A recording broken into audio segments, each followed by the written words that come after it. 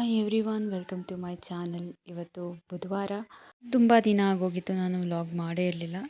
ಸಾಕಷ್ಟು busy schedule ಇತ್ತು ನನಗೆ, ವರ್ಕ್ ಹಾಗೆ ಮನೆ ಎಲ್ಲ. ಮೇಲೆ ಕನ್ಸಿಸ್ಟೆನ್ಸಿಯಾಗಿ ವಿಡಿಯೋ ಹಾಕೋಣ ಅಂತ ಅಂದ್ಕೊಂಡಿದ್ದೀನಿ. ಯೂಟ್ಯೂಬಲ್ಲಿ ಕನ್ಸಿಸ್ಟೆನ್ಸಿ ಅನ್ನೋದು ತುಂಬ ಇಂಪಾರ್ಟೆಂಟ್.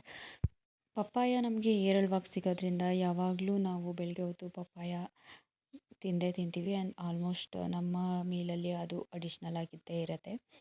ಇವತ್ತು ಹೀರೆಕಾಯಿ ಪಲ್ಯ ಮಾಡ್ತಾಯಿದ್ದೀನಿ. ಅದು ವಿತೌಟ್ ಆಯಿಲ್ ಮಾಡ್ತಾಯಿದ್ದೀನಿ.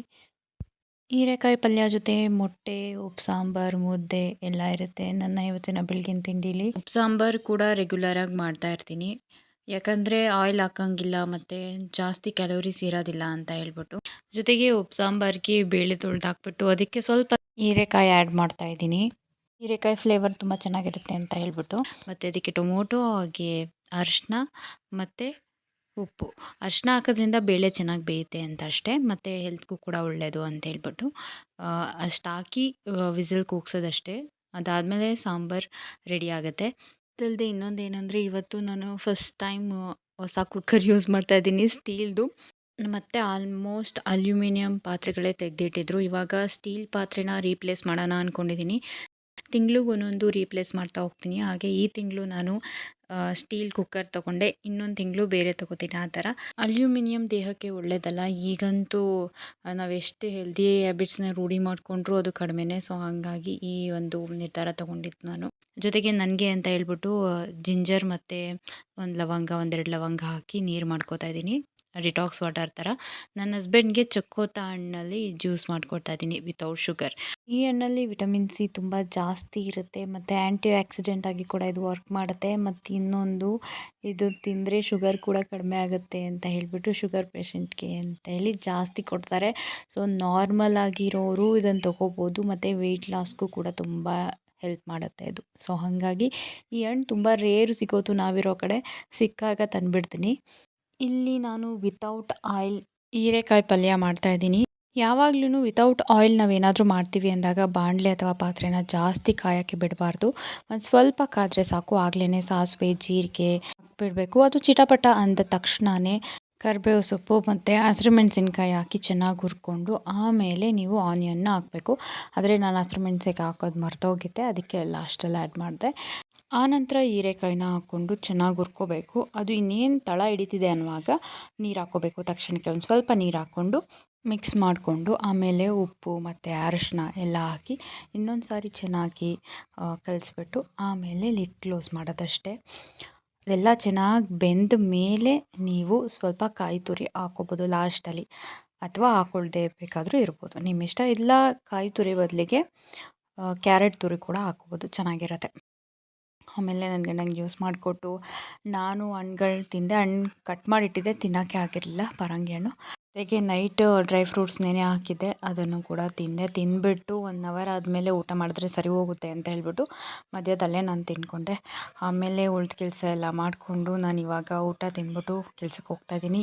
ಏನೇ ಮಾಡಿದ್ರೂ ಊಟ ತಿನ್ನೋಷ್ಟರಲ್ಲಿ ಒಂದು 10 ಗಂಟೆ ಆಗೇ ಆಗುತ್ತೆ. 10 ಕಾಲಿಗೆ ನಾನು ಹೊರಡೋದ್ರಿಂದ 10 ಗಂಟೆಗೇ ತಿನ್ನೋದು, 10 ಕಾಲಿಗೆ ಹೊರಡ್ತಾ ಇರ್ತೀನಿ. ಈ ಥರ ಆಗುತ್ತೆ. ಬೇಗ ತಿನ್ನಬೇಕು ಅನ್ಕೋತೀನಿ, ಆಗೋದೇ ಇಲ್ಲ, ಅಷ್ಟು ಕೆಲಸಗಳಿರುತ್ತೆ ನನಗೆ.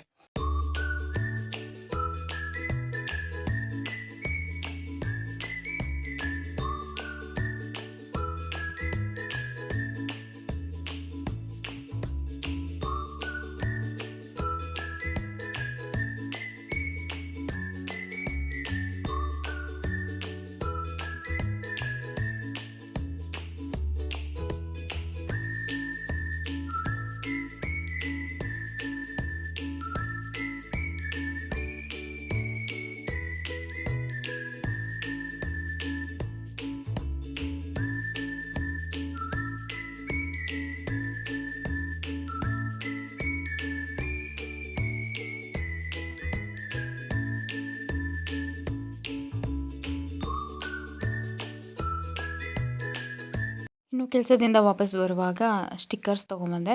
ಸ್ಟಿಕ್ಕರ್ ಕಲೆಕ್ಷನ್ನು ನನ್ನ ಹತ್ರ ಈಗ ತುಂಬ ಕಡಿಮೆ. ತುಂಬ ಹಿಂದೆ ನಾನು ಕಾಲೇಜ್ ಟೈಮಲ್ಲಿ ತುಂಬ ಇಡ್ತಾಯಿದ್ದೆ, ಈಗ ತುಂಬ ಕಡಿಮೆ ಇದೆ. ಸೊ ಹಂಗಾಗಿ ಅಂದ್ಕೊಂಡೆ ಇಲ್ಲ ಒಂದಷ್ಟು ತಂದುಬಿಡೋಣ ಅಂತ ಹೇಳ್ಬಿಟ್ಟು ಒಂದು ಇತ್ತು ಪ್ಯಾಕ್‌ನೇ ತಗೊಂಡು ಬಂದೆ. ಮತ್ತೆ ಹೋಗಬಾರ್ದು ಆ ಥರ. ಯಾಕಂದರೆ ನನಗೆ ಇವಾಗ ಶಾಪ್‌ಗೆಲ್ಲ ಹೋಗೋದು ಕಡಿಮೆ. ಫಸ್ಟ್ ಆಗಿದ್ರೆ ಹೋಗ್ತಾ ಇದ್ದೆ. ಇವಾಗೆಲ್ಲ ತುಂಬ ಕಡಿಮೆ.